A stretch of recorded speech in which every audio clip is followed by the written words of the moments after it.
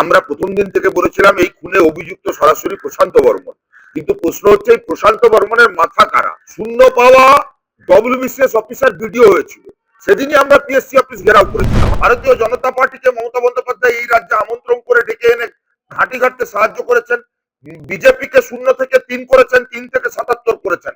আজকে 12টা এমপি দিয়েছেন, বিজেপিকে প্রধান বিরোধী দল বানিয়েছেন। সবই আরএসএস এর ব্লুপ্রিন্ট স্ক্রিপ্ট। যে তৃণমূলকে যারা সমর্থন করেছেন আমাদেরকে ভুল বুঝেছেন, কিংবা বিজেপিকে সমর্থন করেছেন ভেবেছেন তৃণমূলকে তাড়াতে বিজেপি প্রয়োজন। আসুন এই 26-এর নির্বাচনে এই যে শাসক এবং বিরোধীর নকল লড়াই, এর বাইনারিকে ভাঙতে হবে, নাহলে বাংলা ভালো থাকবে না, বাংলা বাঁচবে না।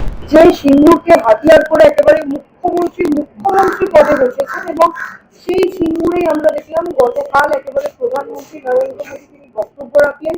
টাটার সেই মাঠেই সেই সভা হলো, কিন্তু শিল্প টাটা এই বিষয়ে কিন্তু আমরা প্রধানমন্ত্রীর মুখ থেকে কিছু কথাও শুনতে পেলাম না।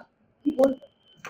টাটাকে এই রাজ্য থেকে তাড়াবো, এটা মমতা বন্দ্যোপাধ্যায়ের সঙ্গে যে রাজনৈতিক দল সবার আগে বলেছিল তার নাম ভারতীয় জনতা পার্টি। যখন সিঙ্গুরে আমরা শিল্প করতে চেয়েছিলাম তখন রাজনাথ সিং, বিজেপির তৎকালীন সর্বভারতীয় সভাপতি, তিনি মমতা বন্দ্যোপাধ্যায়ের অনশন মঞ্চে আসেন এবং রাজনাথ সিং এর হাতে ফলের রস খেয়ে অনশন ভঙ্গ করেছিলেন মমতা বন্দ্যোপাধ্যায়। সেই সময় অনশন মঞ্চের ছবিটা যদি আপনি দেখেন, অনশন মঞ্চে ছিলেন কারা? বিজেপি নেতা তথাগত রায়, রাজনাথ সিংহ, লকেট চ্যাটার্জি, মমতা বন্দ্যোপাধ্যায়। আজকে এরা দুটো দলে ভাগ হয়েছে, কিন্তু তখন তো তারা একসঙ্গে ছিল। সেই সময় রাজনাথ সিং এর একটা বিখ্যাত উক্তি ছিল যে Trinamool Congress is a natural এলাই অফ ভারতীয় জনতা পার্টি। স্বাভাবিক মিত্র বিজেপির তৃণমূল কংগ্রেস। 98 সালে নিজের সিঙ্গেল ফুল থেকে প্রতীক ধার দিয়ে, বুদ্ধি দিয়ে, টাকা দিয়ে ফলে রসে পুষ্ট করেছে তৃণমূলকে বিজেপি।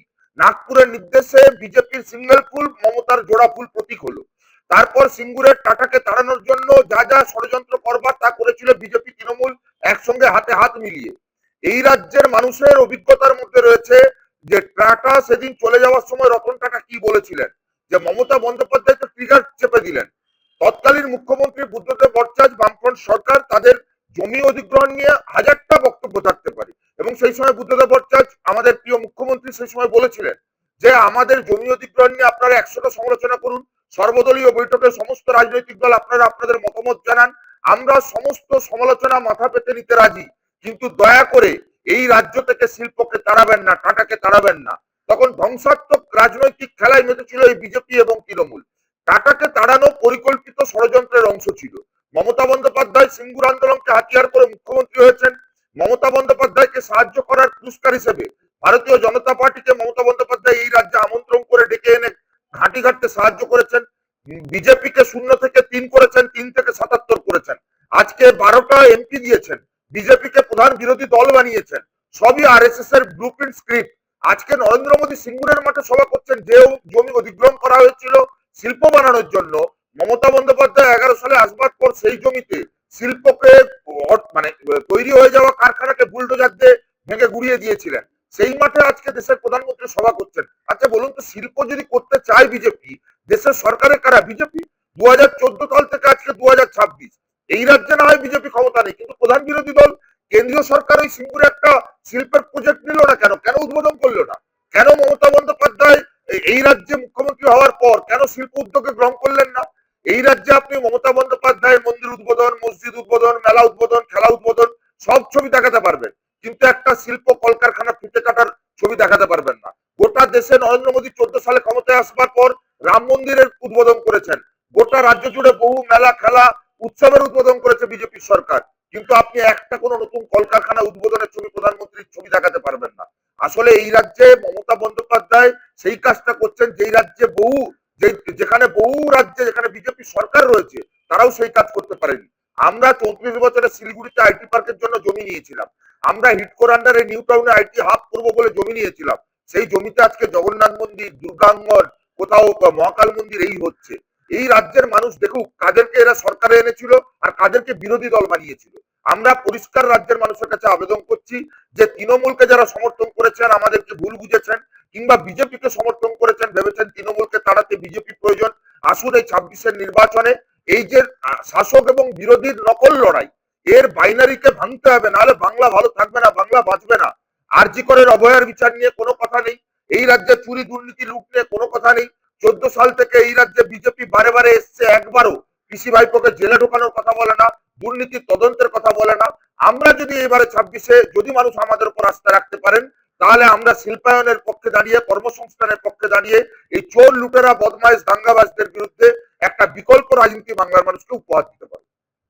সিঙ্গুরের জনগণ, সিঙ্গুরবাসী যে আশা নিয়ে মোদী সভায় এসেছিলেন, জনগণের সাথে আমরা কথা বলেছিলাম, তারা বলছিলেন যে মোদী আসবে মানে শিল্প আসবে। সেই জায়গায় নরেন্দ্র মোদী টাটা নিয়ে কোনো বক্তব্য রাখলেন না। কতটা নিরাশ সিঙ্গুরবাসী আজকে দাঁড়িয়ে? দেখুন, গতকাল আমি বহু ক্লিপিংস দেখেছি যারা বিজেপিকে সমর্থন করে ওখানে মোদির সমাবেশে গেছিলেন। তারা বহু মানুষ যারা ফেরত আসার পথে তাদের ক্ষোভ হতাশা প্রকাশ করেছেন।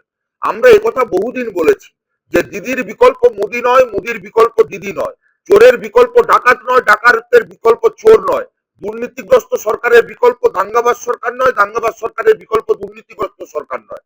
যারা চুরি লুট দাঙ্গার রাজনীতি করে তারা একে অপরকে বাঁচিয়ে রাখতে চায়, জাতপাতের নামে ধর্মের নামে ভাগ করতে চায়। এরা ভাতের কথা, রুটি রুজির কথা, কলকারখানার কথা, শিল্পের কথা এরা রাজনীতিতে আনতে দিতে চায় না। যে দুটো রাজনৈতিক দল বড় বড় শিল্পপতিদের পয়সায় নির্বাচন লড়ে, তারা চায় এই রাজ্যে পরিযায়ী শ্রমিক তৈরি হোক, তারা চায় এই রাজ্যে স্থায়ী কর্মসংস্থান যাতে না হয়, যাতে বেকাররা কাজ না পায়। যত বেকার কাজ পাবে না সেই বেকারদের হাতে মদের বোতল, সেই বেকারদেরকে রাজনৈতিক গুন্ডা বানানোর ক্ষেত্রে সুবিধা হবে, সেই বেকারদের মগজে ধর্মের রাজনীতি ঢুকিয়ে দেওয়া সুবিধা হবে। আপনার পেটে খিদে রয়েছে, বামপন্থীরা পেটে ভাতের কথা বলছে, হাতে কাজের কথা বলছে, আর সেই সময় আফিমের নেশার মতন ধর্মের নেশাকে বিজেপি ঢুকিয়ে দিচ্ছে। এই বিজেপি যতদিন এই রাজ্যে থাকবে ততদিন এই তৃণমূলকে হারানো যাবে না। এই রাজ্যে যতদিন তৃণমূল থাকবে ততদিন বিজেপিকে এই রাজ্য থেকে তাড়ানো যাবে না। স্বাভাবিকভাবে গোটা রাজ্যের মানুষ তার অভিজ্ঞতার মধ্য দিয়ে দেখছেন। আসুন এই 26-এ আপনাদের অর্জিত অভিজ্ঞতা, সেই অভিজ্ঞতার উপর দাঁড়িয়ে নির্বাচনে রায় দিন।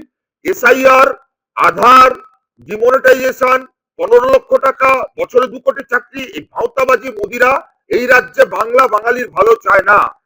ঠিক একইভাবে এই রাজ্যে ভাতার বিজ্ঞাপন করা, চাকরি চুরি করা, বছরে 2 লক্ষ টাকার মিথ্যে প্রতিশ্রুতি দেওয়া, বছরে 2 লাখ চাকরি দেওয়ার মিথ্যে প্রতিশ্রুতি দেওয়া, এই মমতার সরকার এরা শুধু নিজের পরিবারের লুটে করে কমে খাওয়ার জন্য রাজনীতিকে ব্যবসায় পরিণত করতে চায়। তাই আমরা আবেদন করব, এই লুটেরাদের যে চোরেদের সরকার চলছে এই রাজ্যে, আর গোটা রাজ্যে এই লুটেরা চোরেদের পাহারাদার যে দাঙ্গাবাজ বিজেপি সরকার চলছে, এই দুই সরকারের বিরুদ্ধে আপনারা ঐক্যবদ্ধ হয়ে বিকল্প শক্তি হিসেবে বাম ধর্মনিরপেক্ষ গণতান্ত্রিক শক্তিকে সমর্থন করুন।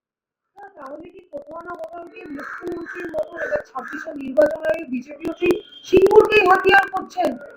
তাতে কাজ হবে না। বাংলার মানুষ জানে যে সিঙ্গুর থেকে টাটাকে তাড়িয়েছে তৃণমূল বিজেপি।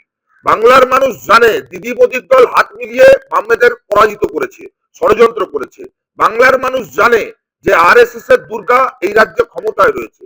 বাংলার মানুষ জানে গোদরাকাণ্ডের পর মাননীয় মুখ্যমন্ত্রী মোদীকে গোলাপ ফুলের শুভেচ্ছা জানিয়েছিলেন। বাংলার মানুষ বুঝতে পারছে ওয়াকফ, এসআইআর দিদি মোদীর কথা মতন এই রাজ্যে ইমপ্লিমেন্ট করেছে। বাংলার মানুষ জানে যে নকল লড়াই লড়ছে বাংলার মাটিতে দাঁড়িয়ে, আর ওখানে পরিযায়ী শ্রমিক অন্য রাজ্যে পুড়ে মরছে। বাংলার মানুষ জানে বাংলা ভাষায় কথা বললেও ভিন রাজ্যে মার খেতে হচ্ছে, রাজ্যের সরকার নীরব, আর এই রাজ্যে তৃণমূল ভোট ব্যাংকের রাজনীতি করছে।